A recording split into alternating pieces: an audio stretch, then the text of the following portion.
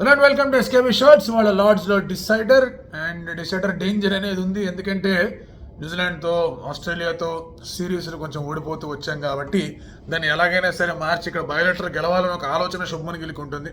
But at the same time there was lot of drama second ఓడిఐకి third ఓడిఐకి మధ్యలో. ఆ డ్రామా ఏది కూడా నెగిటివ్గా ఇంపాక్ట్ చేయకూడదని ప్లేయర్స్ కొంచెం బెటర్గా ఆడాలని చెప్పేసి ఆలోచనలో ఇండియన్ క్రికెట్ టీం ఉంటుంది. Harsh Dubey has been included in the squad. మరి స్ట్రైట్ అవే 11లో ఆడతాడా లేదా అనేది తెలియదు. అండ్ ఈ మ్యాచ్ సంగతి ఏంటి, లార్డ్స్ సంగతి ఏంటి, దాని గురించి మాట్లాడుకున్నాం. Let's get start. లార్డ్స్లో కొన్ని ఐకానిక్ వన్డే ఇంటర్నేషనల్స్ జరిగాయి, ఫైనల్స్ జరిగాయి, ఇండియాకి సంబంధించిన నాట్వెస్ట్ ట్రోఫీ లాంటివి జరిగాయి, అన్నీ కూడా జరుగుతూ వచ్చాయి.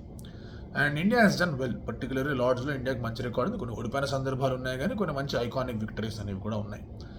అండ్ లార్డ్స్ ఒక రకంగా చెప్పుకోవాలి అంటే కనుక మీకు మంచి స్వింగ్ సీము చేయగలిగే బౌలర్స్ ఎవరైనా ఉన్నారంటే కనుక వాళ్ళకి విత్ ద న్యూ బాల్ వేరే లెవెల్ ఇంపాక్ట్ అనేది ఉంటుంది, ఎస్పెషలీ ఫస్ట్ ఇన్నింగ్స్లో.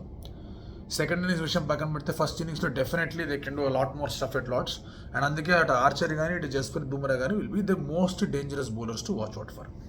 బికాజ్ వీళ్ళిద్దరు డేంజరస్గా ఉంటారు కాబట్టి ఓపెనర్స్ మీద చాలా ప్రెషర్ ఉంటుంది. అండ్ వాళ్ళ ఓపెనర్ అక్కడ మీకు బెతల్ డకెట్ గురించి మాట్లాడుకుంటే సిగ్నిఫికెంట్గా ఇంపాక్ట్ క్రియేట్ చేసిన ఆక్సిజన్ లేవు వాళ్ళకి. So they are under pressure. At the same time Rohit Sharma is under tremendous pressure in the sense ఏదో ప్రూవ్ చేసుకోవాలని కాదు. హీ ఆల్సో నోస్ దట్ అతని బ్యాట్ నుంచి సిగ్నిఫికెంట్ రన్స్ అనేవి రావాలి, టఫ్ సిచ్యువేషన్స్లో రన్స్ అనేవి రావాలి, డిసైడర్ అనే మ్యాచ్లో రన్స్ అనేవి వస్తే బాగుంటుందనే విషయం అతనికి కూడా తెలుసు. అండ్ ఈ డ్రామా అంతా ఏదైతే జరిగిందో దానికి ఫుల్ స్టాప్ పెట్టాలి అంటే కనుక it has to be from Rohit Sharma's bat. And కొన్ని పిక్చర్స్ అవి వదిలేరులే, మొత్తం అంతా అట్మాస్ఫియర్ బాగానే ఉంది అది ఇది అని చెప్పడానికి. But you have to play well, that's the first premise. Second point ఏంటి అంటే కనుక ఇండియా బ్యాటింగ్ అనేది ఘోరంగా విఫలమవుతుంది. ఏదో ఒక అడపా ఏదో ఆడేశారు, ఏదో మ్యాచ్లు గెలిచేశారు అనే విషయం పక్కన పెడితే కనుక largely the middle order has been failing. దానికి రకరకాల కారణాలు ఉన్నాయి. ఒకటి చిప్ అండ్ జాబ్ చేయడం ఒకటి, తర్వాత సరైన రీతిలో సరైన మిడిల్ ఆర్డర్ ఉందా లేదా అని చెప్పుకోవడం ఇంకొకటి, యాబ్సెన్స్ ఆఫ్ సర్టెన్ ప్లేయర్స్ ఒకటి, ఏదన్నా చెప్పుకోండి, the middle order has been failing. ఆ మిడిల్ ఆర్డర్ మీద కొంచెం బెటర్గా ఆడగలిగే ప్లేయర్స్ ఉంటే ఇట్స్ ఆల్వేస్, అంటే బెటర్గా సిచ్యువేషన్ అర్థం చేసుకుని ఆడగలిగే ప్లేయర్స్ ఉంటే it's always good. Short pitch టాక్టిక్తో మళ్ళీ వచ్చి దంచి గుద్దు వేయబోతున్నారు బాల్ ఓల్డ్ అయిపోయిన తర్వాత. And I think Saqib Mahmood ప్లేస్లో మళ్ళీ జాష్ టంకెన్ కమింగ్ టు ది టీమ్, ఒకవేళ తను అంత ఫిట్గా రికవర్ అయిపోవడం అంత బాగానే ఉంది అనుకుంటే.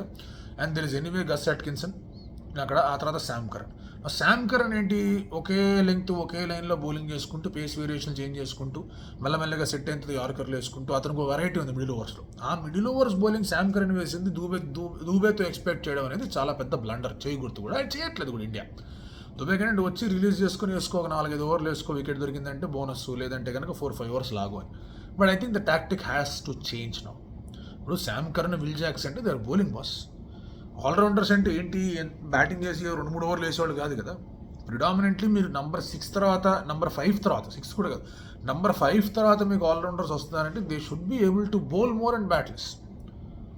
బౌల్ మోర్ బ్యాట్ మోర్ అంటే అది వేరే విషయం, వేరే లెవెల్ ఆల్రౌండర్.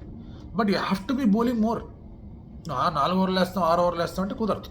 సో అక్కడ India will have to make a lot of amends with respect to their allrounders. ఎవరు ఉంటున్నారు ఏంటని, బ్యాటింగ్ చేసాడు ఒకటి బౌలింగ్ చేయడం అదొక బాధ, అందుకే 6 బౌలర్స్తో వెళ్లాల్సి వస్తుంది. సో ఈ పరిస్థితుల్లో what is that combination India train to crack అనే దాని గురించి క్వశ్చన్ మార్క్స్ కనిపిస్తున్నాయి. అండ్ అలాగే మీకు మిడిల్ ఓవర్స్ బౌలింగ్, వికెట్ తీసేది ఎవరు? అన్న కూడా బుమ్రా 2 వికెట్స్, ప్రసిద్ధ్ 2 వికెట్స్, గురునూర్ బ్రార్ వచ్చి వికెట్ తీసుకున్నాడు. ఎక్కడో మిడిల్ ఓవర్లో ఎవరో ఒకళ్ళు వేసి వికెట్లు తీయాలి కదా. ఒక పార్ట్నర్షిప్ అయితే వచ్చేసింది కదా, అక్కడ ఒక అద్భుతమైన పార్ట్నర్షిప్ వచ్చి ముందుకు వెళ్ళిపోయింది. సో ఎక్కడో అక్కడ ఎవరో ఒకళ్ళు స్పిన్నో ఏదో వేసి వికెట్లు తీసే ప్రయత్నం చేయాలి. So I think it's the right time. Kuldeep Yadav experiment చేయడం అనేది is the right thing to do. Even if it's batting short అయినా కూడా 8 దాకా బ్యాటింగ్ పెట్టుకుని పీక్ ఏదేం లేదు అక్కడ. సో 7-8కి తేడా లేనప్పుడు 7 బ్యాటర్స్తో వెళ్ళండి. నంబర్ 7లో బ్యాటింగ్ ఆపండి, 8లో కుల్దీప్ని ఆడించుకోండి. So there is extra pressure on batters to perform. And అక్కడ ఫిగర్ అవుట్ ఎవరు వచ్చి ఆడాలి, ఏం చేయాలని చెప్పేసి. Again it's a big test. KL ఆడతాడా లేదా ఇషాన్ ఆడతాడని తెలియదు, రైట్? అదొక పెద్ద సమస్య చేసి వదిలిపెట్టారు. తర్వాత Shreyas Iyer needs to play well, మంచిగానే ఆడుతున్నాడు, క్యారీ ఫార్వర్డ్ చేయాలి. అదే అనేసి మనం సిరీస్ స్టార్టింగ్లో కూడా మాట్లాడుకున్నాం that it is not about Roko, it is about Shubman, Shreyas and KL. వీళ్ళ ముగ్గురు ఎట్లా కాంట్రిబ్యూట్ చేస్తారు అని. Shubman is doing well, Shreyas is doing well, కేఎల్కి అవకాశం వచ్చి కేఎల్ కూడా బాగా చేశాడంటే ఆ ఒక బాక్స్ కూడా టిక్ అవుతుంది. తర్వాత ప్రసిద్ ఇస్ డూయింగ్ వెల్, బాగా బౌలింగ్ చేస్తున్నాడు. గుర్నూర్ కొంచెం ఎక్స్పెన్సివ్ ఉన్నా బాగానే బౌలింగ్ చేస్తూ ఉన్నాడు. అక్షర్ కంటైన్ చేస్తున్నాడు, ఇంకా ఎక్కువ వికెట్లు తీస్తే బాగుంటుంది అనిపించింది ఇన్ ద మిడిల్ ఓవర్స్. లాస్ట్లో 4 వికెట్లు తీసాడు, పక్కన పెట్టిన batsmen trying to attack, but middle ఓవర్స్లో మనకి వికెట్ టేకింగ్ ఆప్షన్ అనేది కావాలి. ఇంగ్లాండ్ బౌలింగ్ విషయానికి వచ్చేస్తే కనుక వాళ్ళకొక they want to target Indian batters short pitch stuff. అది అయ్యర్ అవ్వచ్చు, ఇషాన్ అవ్వచ్చు, లేదా రాహుల్ ఆడితే రాహుల్ అవ్వచ్చు, దూబే అవ్వచ్చు, అక్షర్ అవ్వచ్చు, ఎవరు పడితే వాళ్ళు అవ్వచ్చు. ఈవెన్ కోహ్లీ కూడా షార్ట్ పిచ్ స్టఫ్ వేయడంలో వాళ్ళు వెనకాడరు. లాస్ట్ గేమ్లో రోహిత్ శర్మ కూడా షార్ట్ పిచ్ స్టఫ్కి కొంచెం అటు ఇటు అయ్యాడు కాబట్టి రోహిత్ శర్మ కూడా షార్ట్ పిచ్ స్టఫ్ వేసి కొంచెం ఇబ్బంది పెట్టే ప్రయత్నాలు ఖచ్చితంగా చేస్తారు. అండ్ కొన్ని మ్యాచ్అప్స్ అయితే వెరీ ఆబ్వియస్గా అనిపిస్తున్నాయి. Archer versus Virat Kohli is an obvious match. Virat ఆడుతున్నాడు అంటే కనుక ఆర్చర్ 6 ఓవర్లు వేసినా 8 ఓవర్లు వేసినా మళ్ళీ తీసుకొస్తారు వేయించడానికి. అండ్ విరాట్ అవుట్ అయిన తీరు చూసుకుంటే కనుక వెరీ అన్క్యారెక్టరిస్టిక్. విరాట్ అవుట్ అయిన విధానం ఆర్చర్కి ఒకటేమో క్రాస్ లైన్ దొరికిపోయాడు, ఇంకోటేమో ఏదో షార్ట్ ఆడి దొరికిపోయాడు. So these are certain things that India will expect Virat Kohli to bail things out. So అదొక ఆబ్వియస్ మ్యాచ్అప్ లాగా కనిపిస్తుంది. And again if you're looking at Atkinson, middle ఓవర్స్లో వచ్చి అతను కూడా గుద్ది షార్ట్ బాల్ అయిపోతున్నాడు, అదొక ఆబ్వియస్ మ్యాచ్అప్గా కనిపిస్తుంది. మనకి ఆబ్వియస్ మ్యాచ్అప్లు ఉన్నాయి, బుమ్రా టు ఓపెనర్స్ ఆబ్వియస్ మ్యాచ్అప్ అనేది కనిపిస్తుంది. కానీ జో రూట్ని అవుట్ చేసే బౌలర్ ఎవరు అనే దాని గురించి క్వశ్చన్ ఉంది. Almost 4000 ODI runs in England కొట్టే రీతిలో జో రూట్ కనిపిస్తూ ఉన్నాడు, రైట్? అండ్ అఫ్ కోర్స్ మీకు రోహిత్ శర్మకి, విరాట్ కోహ్లీకి వాళ్ళ రికార్డులు వాళ్ళకు ఉన్నా కూడా it is no more the question of records for Ro and co. It's a question of performance and contribution. వాళ్ళు లీడ్ కాంట్రిబ్యూషన్ చేస్తారా, అసిస్ట్ కాంట్రిబ్యూషన్ చేస్తారా, ఎట్లా కాంట్రిబ్యూషన్ చేస్తారనే విషయం పక్కన పెడితే టాక్టికల్గా కాకుండా రన్స్తో కాంట్రిబ్యూట్ చేయాల్సిన అవసరం, బాధ్యత, ఆవశ్యకత ఉంది. జో రూట్ పరిస్థితి ఏంటి అంటే last 1.5 years he has been in top notch one day international form. Strike rate around 90 ఉంది, యావరేజ్ అరౌండ్ 70 ఉంది లాస్ట్ 1.5 yearsలో. అండ్ అగేన్స్ట్ ఆల్ ఒపోజిషన్స్ బాగా ఆడుతున్నాడు. ఈ సిరీస్లో కూడా ఫస్ట్ ఓడియోలో run a ball not dismissed, ఇక్కడ కూడా 99 not out.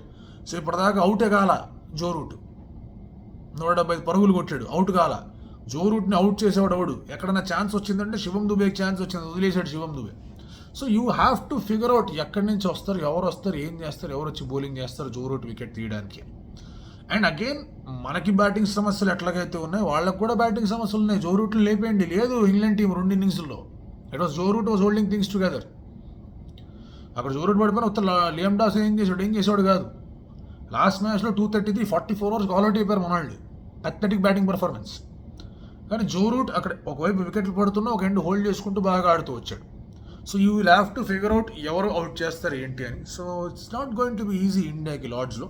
But again Lord's కొంచెం కలిసి వచ్చే స్టఫ్ అవ్వచ్చు, కొంచెం సీమ్ మూవ్మెంట్ కూడా ఉంటుంది. Even after the ball gets old కొంచెం సీమ్ మూవ్మెంట్ కూడా ఉండే అవకాశం ఉంటుంది. దానికి కారణం స్లోప్. అది రెడ్ బాల్ అయితే ఇంకా ప్రామినెంట్గా స్లోప్ వల్ల ఇంపాక్ట్ అనేది కనిపిస్తుంది. వైట్ బాల్లో కూడా ఉంటుంది స్లోప్, దాన్ని కాదనట్లు, బట్ అంత ఇంపాక్ట్ అనేది ఉండదు. But they will still be some assistance seam మూవ్మెంట్కి. Unfortunately we do not have bowlers after Bumrah, Prasidh and Gurnoor to extract that seam, right? Gurnoor and అలాగే ప్రసిద్ కూడా మీకు అట్కిన్సనో లేదంటే కనుక టంగో లేదా సాకిబ్ మహమూదో లేదా శామ్ కరోనో డ్రా చేసేంత సీమ్ డ్రా చేయరు వాళ్ళు. So there is a problem, but there is space. చూద్దాం ఎలా ఉండబోతుంది ఏంటి అని చెప్పేసి. నా వరకు రిజల్ట్ పక్కన పెట్టేస్తే కనుక అగైన్ ఇట్స్ బయోలెటర్, ఓడిపోతే శుభ్మన్ గిల్ ఏంటి, గంభీర్ ఏంటి అని క్వశ్చన్స్ వస్తాయి. బట్ నా వరకు again the thing is what is the process, ఎవరితో వెళ్తున్నారు, మళ్ళీ 8 బ్యాటర్లతో వెళ్ళి ఏం చేద్దాం అనుకుంటున్నారు అన్నట్టుగా వెళ్తే ఇంకా ఏం చేసినా కూడా వీళ్ళు మారారులే అని చెప్పి వదిలేయడం.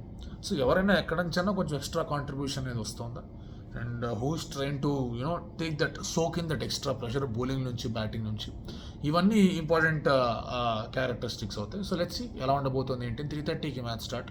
కలుద్దాం కామెంట్స్లో.